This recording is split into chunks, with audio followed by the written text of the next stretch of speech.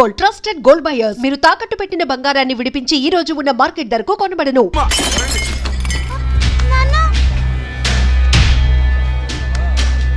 ఒకరోజు కోర్టులో నాన్నకి జరిగిన చిన్న అవమానానికి అక్కలో ఉన్న నేను జడ్జ్ అవ్వాలని నిర్ణయించుకున్నా.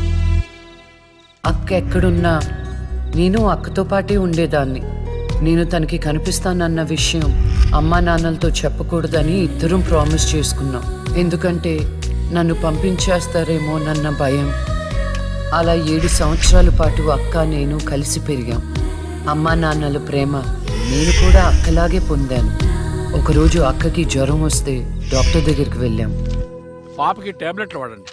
చాలా సంతోషం డాక్టర్ గారు. వస్తాం. నమస్తే. రామ్మా. మీ పాప అండి? అవునమ్మా. ఎంత పెద్దదైపోయింది. మీ హాస్పిటల్లోనే కదా పురుడు పోశారు. ఉంటానమ్మా. ఆ తాగుబోతు డాక్టర్ ఆ రోజు తాగేసి పాపకు ఆపరేషన్ చేశాడు. పాపం ఆ పాప నరం కట్టయి చనిపోయింది. లేకపోతే ఆ పాపకి కవల చెల్లుండేది. ఇన్నాళ్ళు నాకు అన్యాయం చేసింది దేవుడు అనుకున్నాను, కాదు ఒక డాక్టర్. పాపా, నువ్వు ఈ టాబ్లెట్లు వేసుకుంటే అన్నీ తగ్గిపోతాయి నా బంగారం. కాదు నాన్న, యొక్క టాబ్లెట్ నాన్న, ప్లీజ్ నాన్న.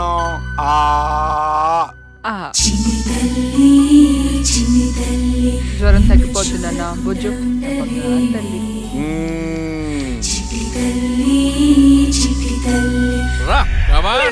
పెడతాను. ఇక నా దగ్గర పని చేయాలంటే నాతో బోని కొట్టించుకోవాలా?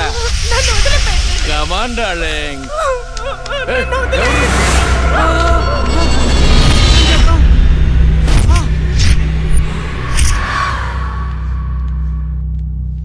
పాపా, పాపా, తులసి పాప ఎక్కడ? అదే అర్థం కావట్లేదండి. ఎక్కడికి వెళ్ళింది?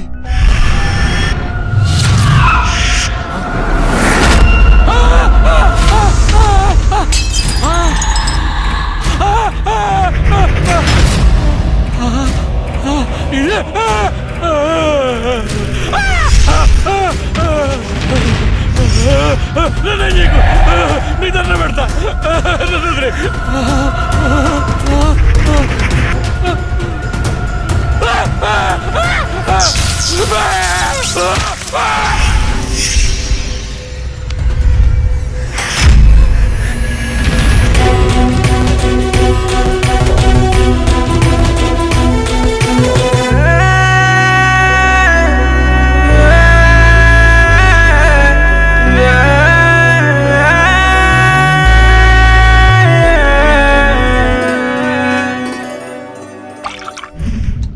గురువు గారండి, మా అమ్మాయి లా పాస్ అయిందండి. ఇక నుండి మా అమ్మాయి పేరు లక్ష్మి కాదండి, లాయర్ లక్ష్మి. పర్వాలేదా? కోర్టు ముందు టీ అమ్ముతునే కూతుర్ని లాయర్ని చేసావు. Very good. ఇంతగా అమ్మాయి ఎక్కడా? లక్ష్మి,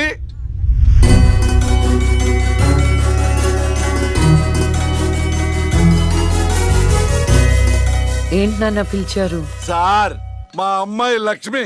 నమస్కారం. అమ్మా, నరసింహరావు గారని పెద్ద లాయరు. అవునా? ఎందులో వయసులోనా? కాదురా, మామూలుగా కూడా పెద్ద లాయరేనమ్మా. నేను మీ గురించి చాలా విన్నానండి. అంటే సాక్ష్యాలతో సంబంధం లేకుండా ఎలాగైనా కేసు మీ వైపు మలుచుకుంటారని విన్నాను. అదేనమ్మా లాయర్ తెలివితేటలు. అది సరే, ఇంతకీ నువ్వు సొంతగా ప్రాక్టీస్ చేద్దాం అనుకుంటున్నావా, లేక నాలాంటి వాడి దగ్గర అసిస్టెంట్ గా చేద్దాం అనుకుంటున్నావా? అంటే ఇంకొకరి దగ్గర చేస్తే వాళ్ళ ఇన్ఫ్లుయెన్స్ నా పైన పడుతుంది కదండి. అలా కాకుండా డైరెక్ట్ గా ప్రాక్టీస్ చేద్దామని అనుకుంటున్నాను. నేను నాలా ఉండాలని. వాయిస్ దేముంది సార్, మనుషులందరి దగ్గర ఉంటుంది. లాయర్ కి ఉండాల్సింది ఆనెస్టీ. అది నా దగ్గర ఉంది సార్. హానెస్టీ, నిజాయితీ. చూద్దాం నీ నిజాయితీతో ఎన్ని కేసులు గెలుస్తావో. All the best.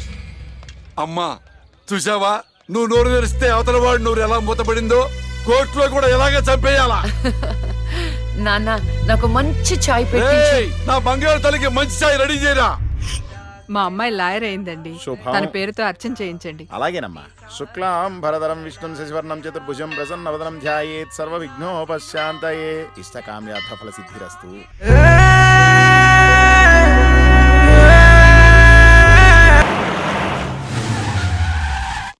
అక్క లాయర్ కన్నా జడ్జిగానే సూట్ అవుతుంది. చిన్నప్పటి నుంచి పార్షాలిటీ లేకుండా ఏది న్యాయమో ఏది అన్యాయమో తెగేసి చెప్పేది.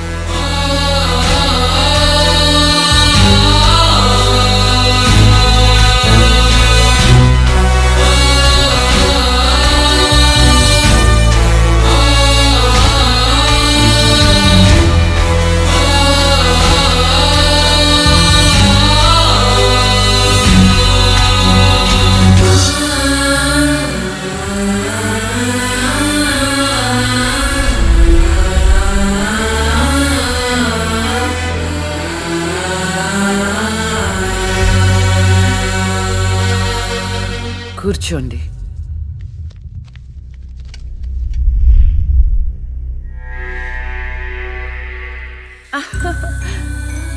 All the best. Proceed. Your honour, ఈ బోనులో ఉన్న రాజీవ్ అనే యువకుడు స్వయానా ఎమ్మెల్యే గారి ముద్దుల కొడుకు. వాళ్ళ నాన్నగారు అధికారంలో ఉన్నారన్న అహంకారంతో నడి రోడ్డు మీద ఒక యువతిని అందరూ చూస్తుండగానే తన కారులోకి లాగి మానభంగం చేశాడు. అంతేకాదు యువర్ ఆనర్, అదే కారుతో ఆ అమ్మాయిని గుద్ది చంపేశాడు యువర్ ఆనర్. ఈ ఘటన జరిగి 4 సంవత్సరాలు అవుతుంది. ఈ రాజీవే హంతకుడని అందరికీ తెలుసు, కానీ ఇంతవరకు నిందితుడికి శిక్ష పడలేదు your honour. Objection your honour. Objection sustained. Thank you. ఈ పేపర్లో టీవీల్లో వచ్చిన వార్తల ఆధారంగా శిక్షిస్తూ పోతే జైళ్లు నిండేవి యువర్ ఆనర్. ఈయన క్లయింట్ ఎమ్మెల్యే గారి కొడుకు అవటం వలన అతన్ని రాజకీయంగా దెబ్బ కొట్టాలనే ఉద్దేశంతో ఈ ప్రతిపక్షాలన్నీ ఏకమై ఈ ఛానళ్ల వాళ్ళతో కలిసి పడిన కుట్ర మాత్రమే ఇది. ఈ రాజీవ్కి చనిపోయిన అమ్మాయికి ఎలాంటి సంబంధమూ లేదని తమరికి విన్నవించుకుంటూ అతన్ని నిర్దోషిగా భావిస్తారని ఆశిస్తున్నారు. That's all your honour. Objection your honour. ఇలాంటి వాళ్ళకి శిక్ష పడకపోతే ఎంతో మంది అమ్మాయిలు బలైపోతూనే ఉంటారు. నేను ఇదివరకు ఎన్నో సాక్ష్యాలను కోర్టులో ప్రవేశపెట్టడం జరిగింది యువర్ ఆనర్. దయచేసి మానవతా దృక్పథంతో ఆలోచించి జడ్జిమెంట్ ఇవ్వండి.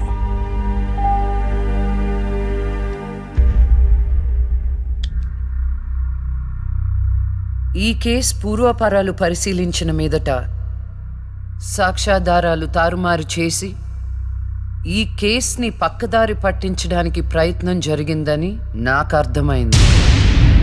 సాక్ష్యం లేకపోవచ్చు, కానీ కారణం లేకుండా ఏ ఆడపిల్ల తల్లిదండ్రులు మా అమ్మాయిని మానభంగం చేశారు, చంపేశారు అని కోర్టు మెట్లు ఎక్కరు. కానీ ఈ తల్లిదండ్రులు 4 సంవత్సరాలుగా కోర్టు మెట్లు ఎక్కుతూనే ఉన్నారు. ఈ రోజు వరకు న్యాయం కోసం తిరిగి తిరిగి అలసిపోయిన వాళ్ళ కాళ్ళకి, నా తీర్పు కోసం ఎదురు చూస్తున్న వాళ్ళ కళ్ళకి విశ్రాంతి ఇవ్వాలని నిర్ణయించుకున్నాను. ఇక్కడున్న ప్రత్యక్ష సాక్ష్యాలను రాతపూర్వకంగా సాక్ష్యాధారాలని స్వీకరించండి.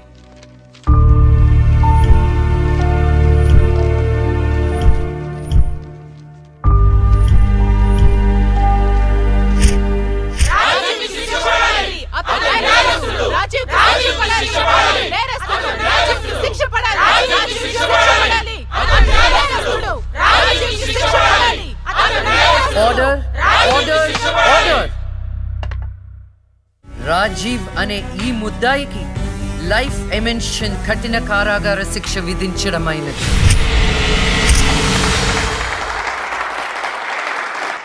Objection your honour. Objection overruled. The court is adjourned.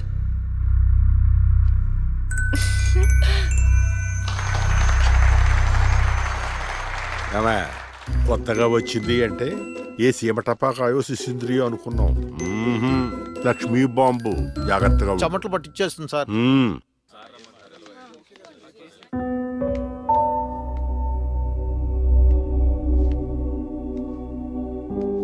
Hello hello, అందరూ ఒకే దగ్గర ఉన్నారు. ఏంటి స్పెషల్? చేపల పులుసు మేడం. ఓహో, తినండి తినండి. మీ అందరికీ ఒక విషయం చెప్పేద్దామని వచ్చాను. ఇక మీదట దొంగ సాక్ష్యాల్ని ఎంకరేజ్ చేయకూడదు. న్యాయంగానే వాదించారు. ఏమిటి మేడం, ఏం మాట్లాడుతున్నారు? ఇంకెలా మాట్లాడమంటారండి? హా? కోర్టుని కూరగాయల మార్కెట్లా తయారు చేశారు. స్టేషనరీ నుండి సాక్ష్యాల వరకు ప్రతిదీ అమ్మకమే. మర్డర్ కేసుకో రేటు, దొమ్మి కేసుకో రేటు, రేప్ కేసుకో రేటు. చిచి, చెప్పుకుంటేనే సిగ్గుచేటు. సంపాదించుకుంది చాలు, ఇక అన్నీ మారాలి, అన్నీ మారతాయి. ఇక నుండి దొంగ సాక్ష్యాలు చెప్పేవాళ్ళు కోర్టు సరౌండింగ్స్ లో కూడా కనిపించడానికి వీల్లేదు. ఎవడైనా కక్కుర్తిపడి డబ్బు కోసం దొంగ సాక్ష్యాలతో కేసుని గెలిపించుకోవాలని చూస్తే వాళ్ళని కూడా నేరస్తుల బోన్లో నిలబెడతా, శిక్షలో షేరింగ్ ఇప్పిస్తా. ఇక నుంచి న్యాయం గెలవాలి, న్యాయమే గెలవాలి, న్యాయమే గెలవాలి, న్యాయమే గెలవాలి, న్యాయమే గెలవాలి. ప్రశాంతంగా ఉన్న అక్క జీవితంలో ఒకరోజు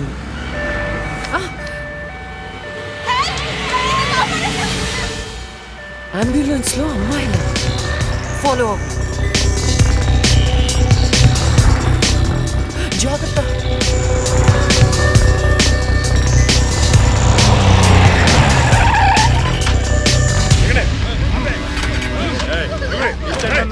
చలో జల్దీ చలో చలో.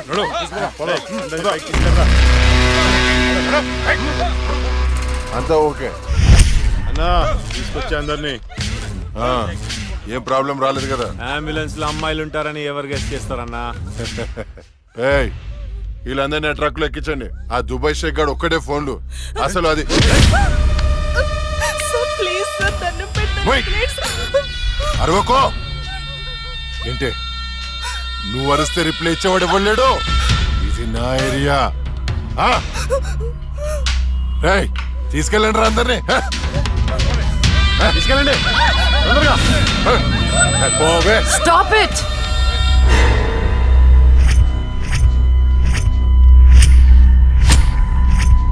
ఇవ్వచ్చువే నువ్వు. అది తర్వాత. హాస్పిటల్ కి వెళ్లాల్సిన బండి ఇక్కడికి వచ్చింది ఏంటి? ఏంటి పాప క్లారిఫికేషన్ కావాలంట? రే ఇచ్చేయండి రా. అమ్మాయే కదా అని అలుసుగా చూస్తున్నారేమో. లక్ష్మి, జస్టిస్ లక్ష్మి ఆవేశపడి అటాక్ ను చేశారో ఆక్సిజన్ ఆగిపోదు. Arrest him.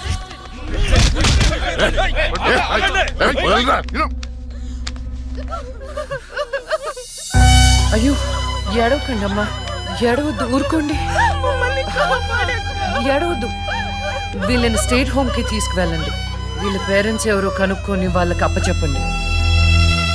నిన్న స్వామీజీ దగ్గరికి వెళ్తున్న టైం బాగుందన్నాడు.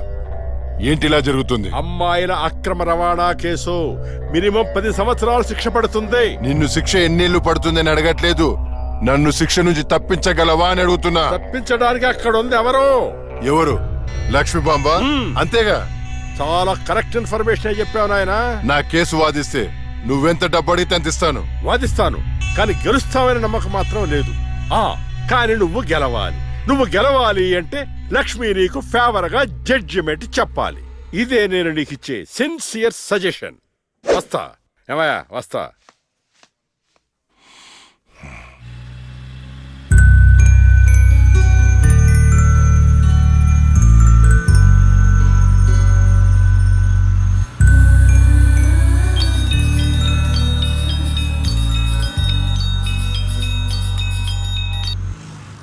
హలో, వైకుంఠాన్ని.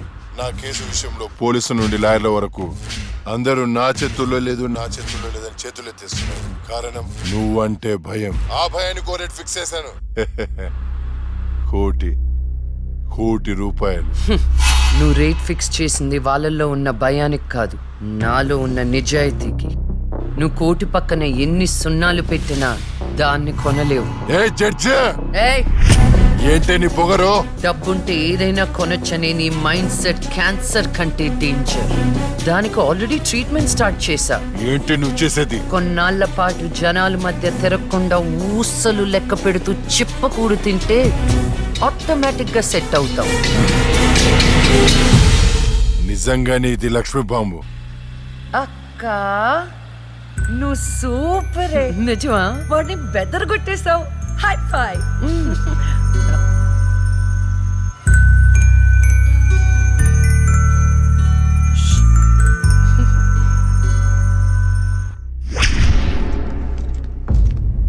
కంటిన్యూ. అంత మాత్రానికి నా క్లయింట్ని నేరస్తుడు అనడం భావ్యం కాదు. పట్టుబడిన 10 మంది అమ్మాయిలు ఇచ్చిన స్టేట్మెంట్ ఆల్రెడీ మీకు సబ్మిట్ చేశాం.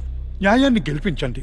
సాక్ష్యాధారాలన్నీ పరిశీలించిన మీదట వైకుంఠం అనబడే ఈ ముద్దాయికి IPC 302 సెక్షన్ ప్రకారం 7 సంవత్సరాల కఠిన కారాగార శిక్ష విధించడమైనది.